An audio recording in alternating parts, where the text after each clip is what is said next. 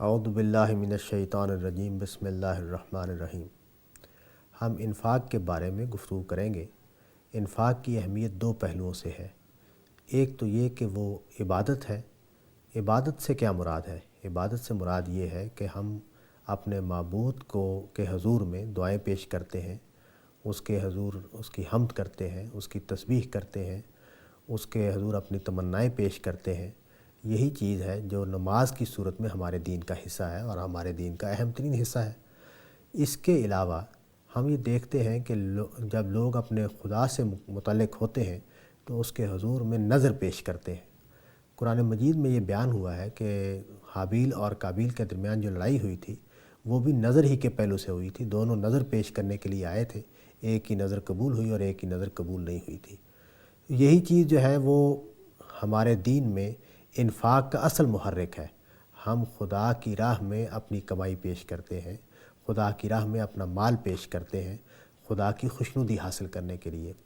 فرق صرف یہ ہوا ہے کہ مشرکانہ مذاہب میں خدا کی راہ میں یا معبود کی خاطر جو نظریں پیش کی جاتی ہیں وہ معبد کے حوالے ہو جاتی ہیں اور معبد کے لوگ جو ہیں ان کو استعمال کرتے ہیں۔ ہمارے دین میں یعنی اسلام میں اس کو پبلک کے لیے عام کر دیا گیا اور حکومت کو ہم اپنی زکوٰۃ اور خیرات پیش کرتے ہیں اور حکومت کے لوگ جو ہیں وہ اس کو عام انسانوں کی خدمت میں صرف کرتے ہیں۔ اگر حکومت یہ انتظام نہ کر رہی ہو تب بھی ہمارے ہاں خیرات کا تصور یہی ہے کہ یہ لوگوں کے اوپر خرچ کیا جائے، محتاجوں کے اوپر خرچ کیا جائے، ضرورت مندوں کے اوپر خرچ کیا جائے۔ لیکن میں یہ بات واضح کرنا چاہتا ہوں کہ یہ تو ٹھیک ہے کہ یہ اصل میں انسانی خدمت کا کام ہے، لیکن اس کے پیچھے جو اصل جذبہ ہے وہ یہ کہ ہم اپنی آمدنی، ہم اپنی کمائی خدا کی جناب میں پیش کرتے ہیں، خدا کے حضور میں پیش کرتے ہیں، خدا کے لیے اس کو خاص کر دیتے ہیں۔ یہ چیز ہے جو انفاق کو یعنی خدا کی راہ میں خرچ کرنے کو عبادت بنا دیتا ہے۔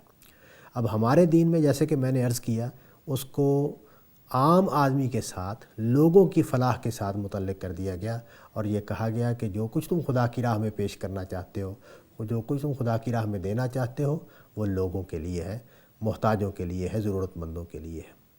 انفاق فی سبیل اللہ عبادت کے پہلو سے بھی بڑی اہمیت رکھتی ہے اور خدمت انسانی کے پہلو سے بھی بڑی اہمیت رکھتی ہے۔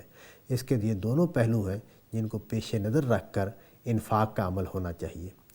اب میں چاہتا ہوں کہ اس کی کچھ آفتیں ہیں اس کے ساتھ لگی ہوئی، ان کو بھی زیر بحث لایا جائے۔ جب ہم خیرات کرتے ہیں تو اس کے ساتھ دو چیزیں شامل ہو جاتی ہیں اور اس کو قرآن مجید نے موضوع بنایا ہے کہ یہ چیزیں شامل نہیں ہونی چاہیے۔ قرآن مجید یہ کہتا ہے کہ اپنے صدقات کو یعنی اپنی خیرات کو باطل نہ کرو۔ کس چیز کے ساتھ؟ من و اذا کے ساتھ۔ من کا مطلب یہ ہے کہ ہم جس کو دے رہے ہیں اس کے اوپر احسان جتائیں، اس کو اپنے نیچے سمجھیں، اس کو اپنا مرہون سمجھیں۔ یہ چیز اس عبادت کو خدا کی راہ میں خرچ کرنے کو ضائع کر دیتی ہے۔ اس کا یہ نتیجہ نکل سکتا ہے کہ ہم اجر سے بالکل یا محروم ہو جائیں اور ہمیں جو نیکی ہم نے کی تھی اس کا کوئی فائدہ حاصل نہ ہو۔ اور دوسری چیز یہ ہے کہ ہم لوگوں کو تکلیف دیں۔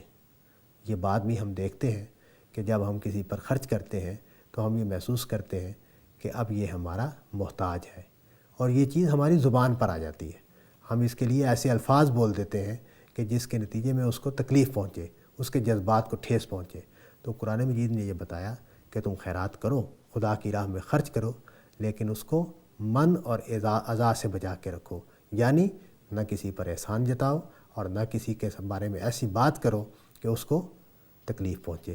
یہی وجہ ہے کہ جب ہم نے خیرات کے عمل کو کیا تو محتاج ہمارے سامنے آنے لگ گئے، محتاج سامنے آتا ہے تو اب بھی یہ تعلیم دی گئی کہ اگر تم نہیں دینے کی پوزیشن میں ہو تو اچھے طریقے سے اس کو ٹال دو اور اس کو کوئی غلط بات نہ کہو، اس کے ساتھ کوئی زیادتی نہ کرو۔